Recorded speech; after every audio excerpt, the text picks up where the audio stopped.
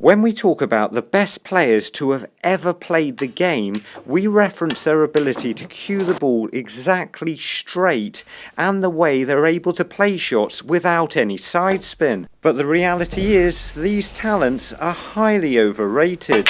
Now don't get me wrong, they might help you play better snooker, but nowhere near as much as the 10 things I'm about to show you now. And surprisingly, no one ever talks about them. If you can play shots exactly straight, it makes the game so much easier, but it doesn't guarantee you can actually play it. Here's what I mean. The simplest way to explain this is even if my cue action's perfect and I push my cue through exactly straight, right through the centre of the cue ball, there's no guarantee I'm going to line the shot up correctly. And snooker isn't all about potting balls, there's far more to it than that, even though it is a large chunk of the game.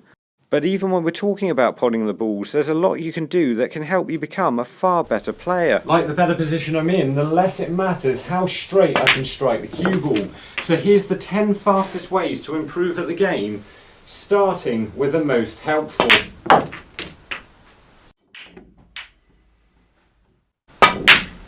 When the majority of players first pick up a cue, they find the hardest thing to do is to play a shot absolutely dead straight. When a player can't cue the ball straight, they usually think this is something to do with their cue action. Maybe they're holding the cue too far back, too far forward. Maybe they're cueing across the ball in one way or the other. Or they're just lining up to the cue ball with right or left hand side. But most of the time this is a simple failure to understand how the balls interact. It's an incredibly easy mistake to make and can cause you to miss the simplest shots by a long way. The problem is, if you think this is caused by a technical reason, even if this is the way you're sighting the ball, then you're going to have a problem. Because the cue ball's a fairly big object, it's very easy to misunderstand the size and shape of it. If my subconscious misunderstands the cue ball to be this shape, then I'm automatically going to think I'm striking the object ball on the left.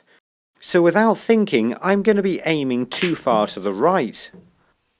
It can take just a little bit of time to work out where the cue ball and object ball are going to collide. So before you change anything with your technique, just make sure that you're actually aiming where you think you are. To do this, all you need to do is line up some close straight shots and try to play them absolutely dead straight. With the cue ball being so close, you'll be able to see its reflection in the object ball. This doesn't actually show up on camera, which is why I'm using this giant silver ball bearing.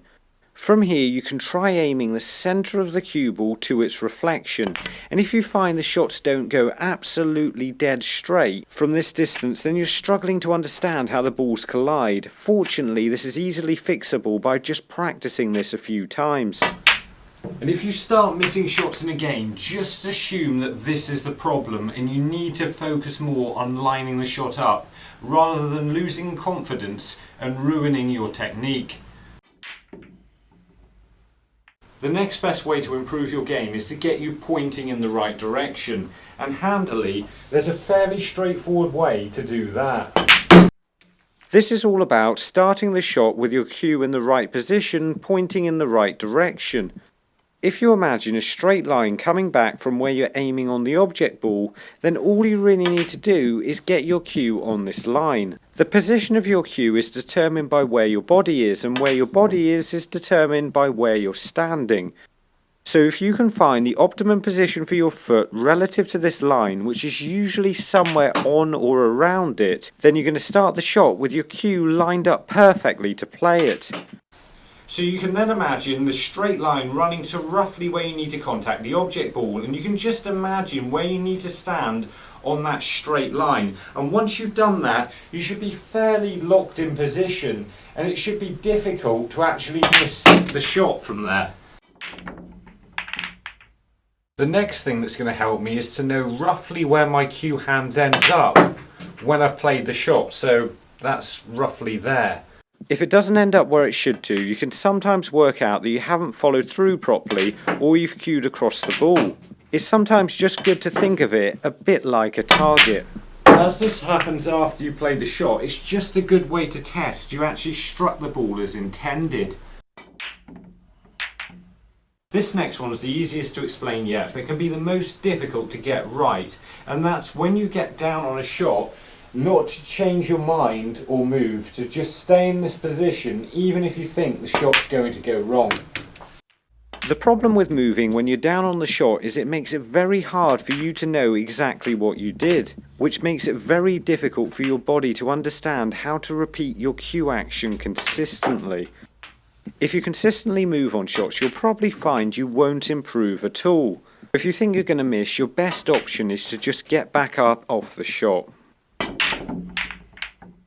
The next thing that's going to help you the most is practicing shots around the black. If you're not used to snooker, at least to start off with, playing balls off the black spot feels very difficult. It feels an awkward place to play position, and it feels quite difficult to pot the ball sometimes. So it's a good idea to spend a lot of your practice time around this area of the table. If you're new to the game, then you might want to try repetitive blacks off the spot, and also potting the black from a lot of different positions. This could be awkward locations or just shots that you find difficult.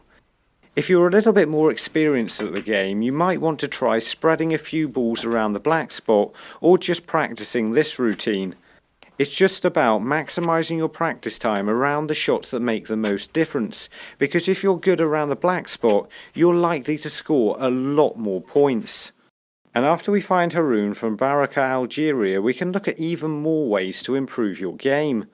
And if you've got time, the next thing that's really helpful to practice is playing safe, and there's an easy way to do that. Just place the black on this spot and the cue ball in the D. With this routine, you're not really looking to pot anything. Instead, you're trying to get the black or the cue ball into safe zones on the table. The two safe zones are behind the bulk line, or with a ball close enough to a cushion that you can't squeeze another ball in between. If at the end of the shot the black or white are in a safe zone, then you get another go. However, if they're both outside, you have to start again. You also have to start again if they're both inside the same safe zone, so that's in bulk or on the same cushion. This means what you're usually trying to do is get the cue ball and black on opposite sides of the bulk line, and the easiest way of doing this is to play traditional safety shots. And when a ball's going out of bulk, you can also look for the added insurance of getting it near a cushion. You can even pot the black, although it goes back on its spot, so you only really have one ball then to get in a safe position, which can make it more of a challenge. Something else that can really help you snooker is when you're taking on pots, play them as shots for nothing. And this just means playing a pot at the same time as playing safe. This comes in two forms, so this can be getting as much distance as possible between your cue ball and the object ball, or to play a shot in such a way where you use the position of the balls to make your opponent's shot harder should you miss, so you're not leaving as much on.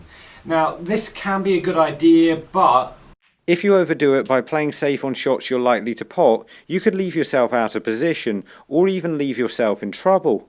You also don't want to reduce your chances of potting a ball on a shot you'd normally expect to get. As with everything, the trick is to know when to run away and when to play the attacking shot and leave the cue ball in prime position.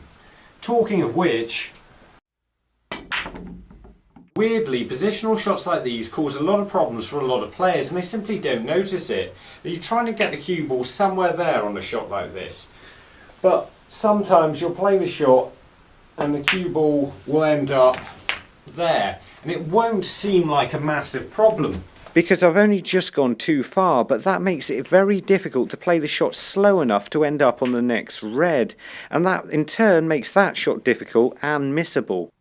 By focusing more on position, on the more straightforward shots, you just make the game so much easier to play. Here I'm looking to leave myself an angle, but not too much angle on the black, so I can come back up for this red. And by doing that, I just make sure I'm not only leaving myself an easy black, but when I get to the black, I don't have very much to do at all to get back to the red. So I can try and leave myself now fairly straight, so I can just get back onto the black after I pot the red. And because I'm still thinking about position, all I'm really doing is working out how to manoeuvre the cue ball around the table rather than thinking about potting the balls. So all I'm doing here is I want to leave myself fairly straight on the black so I can just play the red below it. In fact, I just want to leave myself this side as straight so I've got an angle to play down onto the red. Now I know this is nowhere near as straightforward as I'm making it sound, but the big trick to it is just to focus on where you want the cue ball to go and play it confidently. Even if it doesn't get there, just play it as though you are going to get the shot right, because if you start thinking about hitting it harder, hitting it softer, it's always going to go wrong. So just try to play it with confidence, no matter how bad you think the shot's going to go. Here, to show how I'm thinking about this, I'm placing the other cue ball where I'm hoping to get in 2 shots time. It's not perfect every shot, but it does show you what I'm trying to do. Thinking like this turns it more into a jigsaw puzzle than a frame of snooker, and it's a great way of compiling bigger breaks. Before we look at the last 2 ways to help your game, let's find George from Shipton-on-Stour in the United Kingdom. Players usually don't notice when they bring their cue back they can move quite a bit, so this could be side to side movement or lifting their body up in the air right at the end of their backswing. And you just want to be careful of this, because if you're moving as you bring your cue back, you're going to be in a different position when you push the cue through. It might not affect your current shot, but it might hurt you long term. As a shot, the break-off is far harder than people think it is, and it could be one that you definitely want to get right.